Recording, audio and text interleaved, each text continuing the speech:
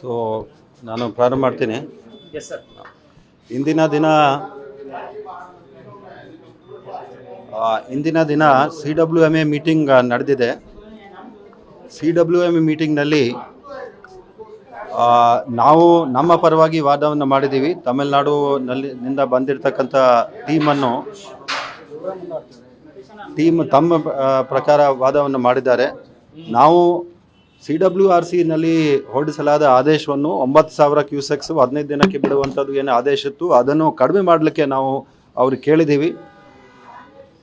ಅವರು ಇದನ್ನು ಇನ್ನೂ ಹೆಚ್ಚು ಮಾಡಬೇಕು ಅಂತದ್ದು ಅವರು ವಾದ ಮಾಡಿದ್ದಾರೆ. CWRC ಆದೇಶ ಅದನ್ನು ಅನುಸಾರವಾಗಿ 11.6 TMC ನೀರನ್ನು 15 ದಿನಗಳಲ್ಲಿ ಬಿಡಬೇಕು. ಅದನ್ನು ಇನ್ನೂ ಕಡಿಮೆ ಮಾಡಬೇಕು ಅಂತ ನಾವು ಕೇಳಿದ್ದೀವಿ.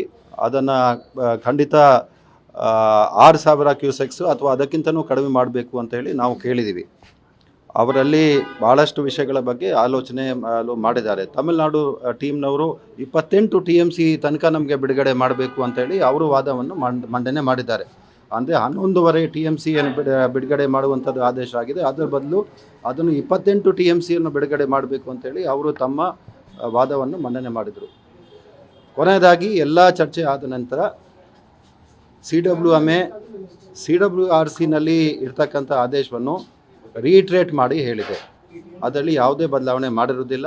ಅದನ್ನು ಆ ಪರಿಸ್ಥಿತಿಯನ್ನು ಪುನಃ ಅವರು ಚರ್ಚೆ ಮಾಡ್ತಾರೆ, ಅವಲೋಕನೆ ಮಾಡಿಕೊಂಡು ತದನಂತರ ಮುಂದಿನ ದಿನಗಳಲ್ಲಿ ಬದಲಾವಣೆ ಮಾಡ್ತಕ್ಕಂಥದ್ದು ಅವಶ್ಯಕತೆ ಇದ್ದರೆ ಅದನ್ನು ಇನ್ನು 10-15 ದಿನ ಆದ ನಂತರ ಇನ್ನೊಮ್ಮೆ ಮೀಟಿಂಗ್ ನಡೆಸಿ ಅದರಲ್ಲಿ ಡಿಸಿಷನ್ ತೆಗೆದುಕೊಳ್ತಾರೆ.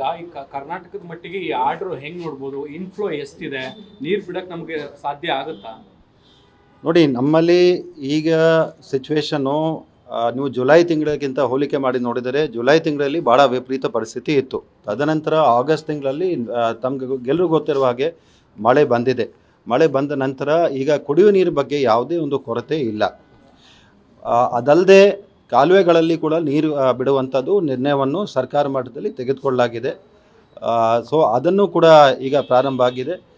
ಈಗ ಬರ್ತಕ್ಕಂಥ ದಿನಗಳಲ್ಲಿ ನಾವು ಕುಡಿಯೋ ನೀರು ಬಗ್ಗೆನೂ ಕೂಡ ನಾವು ಯೋಚನೆ ಮಾಡಬೇಕು. ಅದರ ಜೊತೆಗೆ ಬೇಸಾಯಕ್ಕಾಗಿ ಕೂಡ ಏನೇನು ಬೇಕಾಗಿದೆ, ನಮಗೆ ವ್ಯವಸಾಯಕ್ಕಾಗಿ ಏನು ಬೇಕು ಅದಕ್ಕೆ ಕೂಡ ನಾವು ಕಾಪಾಡ್ಕೊಂಡು ಹೋಗಬೇಕು. ಆ ವಿಷಯವನ್ನು ನಾವು ಇಲ್ಲಿ ಮಂಡನೆ ಮಾಡಿದ್ದೀವಿ. ಆ ಮಂಡನೆ ಮಾಡಿದ ನಂತರ ಅವರು ಮಾಡಿರ್ತಕ್ಕಂಥ ಆದೇಶ ಏನಿದೆ, it is depending on the situation which they are foreseeing. ಅಂದರೆ IMD ಫೋರ್ಕಾಸ್ಟ್ನಲ್ಲಿ ಬರುವ ದಿನಗಳಲ್ಲಿ ಏನೇನೋ ಮಳೆ ಬರಬಹುದು, ಇನ್ಫ್ಲೋಸ್ ಎಷ್ಟು ಆಗಬಹುದು, ಅದರ ಆಧಾರದ ಮೇಲೆ ಅವರು ಒಂದು ಸೈಂಟಿಫಿಕ್ ಆಗಿ ಕ್ಯಾಲ್ಕುಲೇಷನ್ ಮಾಡಿಕೊಂಡು ಮುಂದೆ ಇಟ್ಟಿದ್ದಾರೆ. ಇದರಲ್ಲಿ ನಮ್ಮ ವಾದ ಏನಾಗಿದೆ, ಅದನ್ನು ಅಪ್ರೋಚ್ ಸರಿಯಾಗಿ ಇದ್ದರೂ ಕೂಡ ಅದರ ಬಗ್ಗೆ ಕ್ವಾಂಟಮ್ ಏನಿದೆ ಅದನ್ನು ರಿಡ್ಯೂಸ್ ಮಾಡಬೇಕು ಅಂತಂದು ನಾವು ಹೇಳಿದ್ದೀವಿ. ಅದನ್ನು ಅಪ್ರೋಚ್ನಲ್ಲಿ ತಮಿಳುನಾಡಿನವರ ಅಪ್ರೋಚ್ ಸ್ವಲ್ಪ ಬೇರೆ ಇದೆ. ಅವರು ಏನು ಹೇಳ್ತಾರೆ, ಎಂಟೈರ್ ಡೆಫಿಸಿಟ್ ಏನಿದೆ ಅದನ್ನು ಒಮ್ಮೆಗೆ ರಿಲೀಸ್ ಮಾಡಿ ಕೊಡಬೇಕು ಅಂತದ್ದು ಅವರು ವಾದ ಮಾಡ್ತಾರೆ. ಆದರೆ ಅನ್ಪ್ರೆಡಿಕ್ಟೇಬಲ್ ನೇಚರ್ ಆಫ್ ಮಾನ್ಸೂನ್ ಏನಿದೆ ಅದಕ್ಕೋಸ್ಕರ ಅದರಲ್ಲಿ ಭಾಳ ಕಾಷಸ್ ಆಗಿ ಭಾಳ ಯುಕ್ತಿ ಮಾಡಿಕೊಂಡು ಮುಂದಕ್ಕೆ ಹೋಗಬೇಕು ಅಂತ ಹೇಳಿ ನಾವು ಮಾಡ್ತಾ ಬಂದಿದ್ದೀವಿ. ಮತ್ತು ಅದೇ ರೀತಿಯಲ್ಲಿ ನಮ್ಮ ಡಿಸಿಷನನ್ನು, ನಮ್ಮ ಅಪ್ರೋಚನ್ನು ಕೂಡ CWRC ಕೂಡ ಅದನ್ನು ಎತ್ತಿ ಹಿಡಿದಿದೆ. They have supported the claim put forth by Karnataka, and the quantum has been decided yesterday in the CWRC meeting. That same quantum has been reiterated in the CWMA meeting after a lot of discussions for last almost 1.5 hours. So, ಈ 9,000 cusec ನೀರು ಬಿಡೋದ್ರಿಂದ ಕರ್ನಾಟಕಕ್ಕೆ ಯಾವುದೇ ಸಮಸ್ಯೆ ಇಲ್ಲ ಅಂತ ಅನ್ಸುತ್ತೆ ನಿಮಗೆ?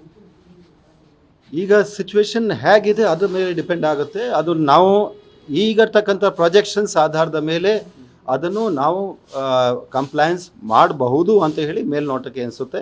ಇದರ ಬಗ್ಗೆ ಖಂಡಿತ ಮಾನ್ಯ ಮುಖ್ಯಮಂತ್ರಿಗಳ ಜೊತೆಗೆ, ಮಾನ್ಯ ನೀರಾವರಿ ಸಚಿವರ ಜೊತೆಗೆ ನಾವು ಚರ್ಚೆಯನ್ನು ಮಾಡಿ ಕೊನೆಯದಾಗಿ ಏನು ಮಾಡಬೇಕಾಗಿದೆ ಅದರ ಬಗ್ಗೆ ತೀರ್ಮಾನವನ್ನು ತೆಗೆದುಕೊಳ್ಳೋಣ. ಸೋಮವಾರ ನೆಕ್ಸ್ಟ್ ಸುಪ್ರೀಂ ಕೋರ್ಟಲ್ಲಿ ಹಿಯರಿಂಗ್ ಕೂಡ ಇದೆ. ಲಾಸ್ಟ್ ಟೈಮ್ ಕೂಡ ನಾವು ವಾದ ಆಗಿತ್ತು. ನಮ್ಮಲ್ಲಿ ಲೀಗಲ್ ಟೀಮ್ ಇದೆ, ಮಾನ್ಯ ಅಡ್ವೊಕೇಟ್ ಜನರಲ್ ಇದ್ದಾರೆ, ಸೀನಿಯರ್ ಅಡ್ವೊಕೇಟ್ಸ್ಗಳಿದ್ದಾರೆ. ಅವರು ಈ ವಿಷಯವನ್ನು ಪುನಃ ಚರ್ಚೆ ಮಾಡ್ತಾರೆ. ತದನಂತರ ಏನು ತೀರ್ಮಾನವನ್ನು ತೆಗೆದುಕೋಬೇಕು ಅಥವಾ ಏನು ಡಿಸಿಷನನ್ನು ಅಥವಾ ಏನು ವಾದವನ್ನು ಮಂಡನೆ ಮಾಡಬೇಕು ಸುಪ್ರೀಂ ಕೋರ್ಟ್ ಮುಂದೆ, ಅದರ ಖಂಡಿತ ಅದ್ರ ಬಗ್ಗೆ ಅವರು they will take the best of the decisions ಅಂತ ಹೇಳಿ ನನಗೆ ನಂಬಿಕೆ ಇದೆ. ನ್ಯೂಸ್ ಫಸ್ಟ್, ನಿರ್ಭೀತಿಯಿಂದ ನಿಮ್ಮ ಪರವಾಗಿ.